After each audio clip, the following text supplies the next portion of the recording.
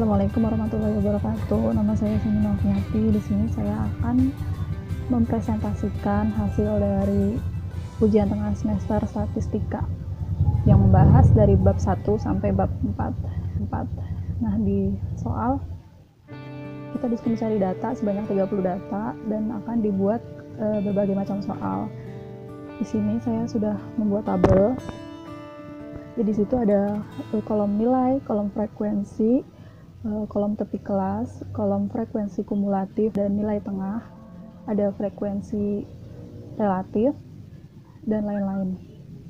Selanjutnya di sini ada kurva, yaitu kurva histogram dan poligon. Kurva histogram dengan data yang seperti tertera pada tabel, yaitu ada nilai dan frekuensi yang menunjukkan 6, 10, 6, 5, 2, dan 1. Selanjutnya ada kurva Ogif. Kurva Ogif adalah gabungan dari frekuensi kumulatif. Selanjutnya kita akan menghitung data pemusatan.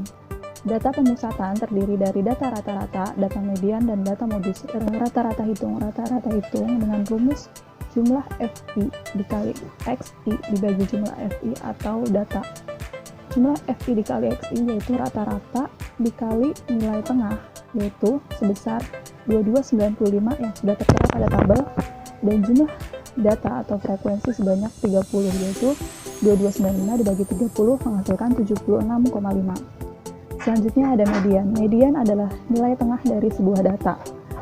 Median dengan rumus PB buka kurung N/2 dikurang frekuensi kumulatif kelas sebelumnya dibagi frekuensi data tutup kurung dikali panjang kelas. Tepi kelas bawah yaitu 69,5 didapat dari nilai frekuensi terbanyak yaitu sebanyak 10 pada tabel atau kolom kedua. Lalu N sebanyak 30, frekuensi kumulatif adalah 6, frekuensinya ada 10, lalu panjang kelas ada 6, yaitu jika dihitung akan menghasilkan 74,9.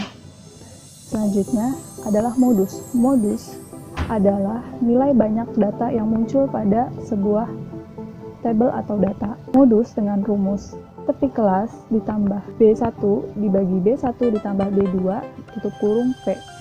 B1 adalah nilai data terbanyak dikurang nilai data kelas sebelumnya, sedangkan B2 adalah nilai data terbanyak dikurang data setelahnya, yaitu 10 dikurang 6, 10 dikurang 6 akan menghasilkan tepi kelas ditambah 4 dibagi 4 ditambah 4 dikali P, panjang kelas yaitu 6 akan menghasilkan 72,5. Hubungan dari data pemusatan yaitu nilai rata-rata lebih besar dari nilai median. Nilai median lebih besar dari modus. Maka akan dihasilkan rata-rata di sebelah kanan, median di sebelah tengah, dan modus di sebelah paling kiri. Hasil dari data tersebut akan menandakan yaitu kemiringan ke kanan atau kemiringan positif.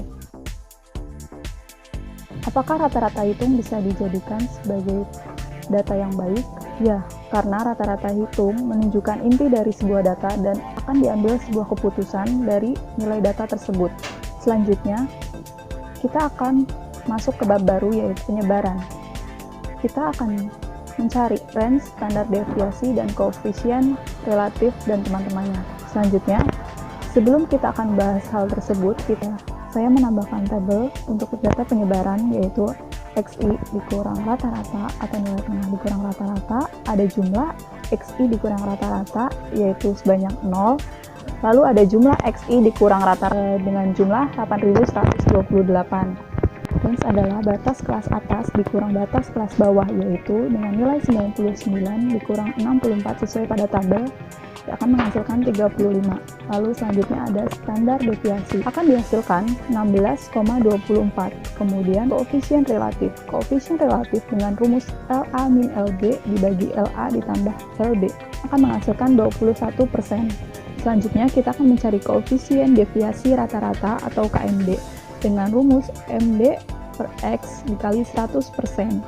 Kita akan mencari MD terlebih dahulu yaitu 0 dibagi 30 yaitu jumlah XI dikurang frekuensi yaitu sebanyak 0 yang sudah tertera pada tabel Dan untuk X-nya sendiri yaitu 76,5 akan menghasilkan 0.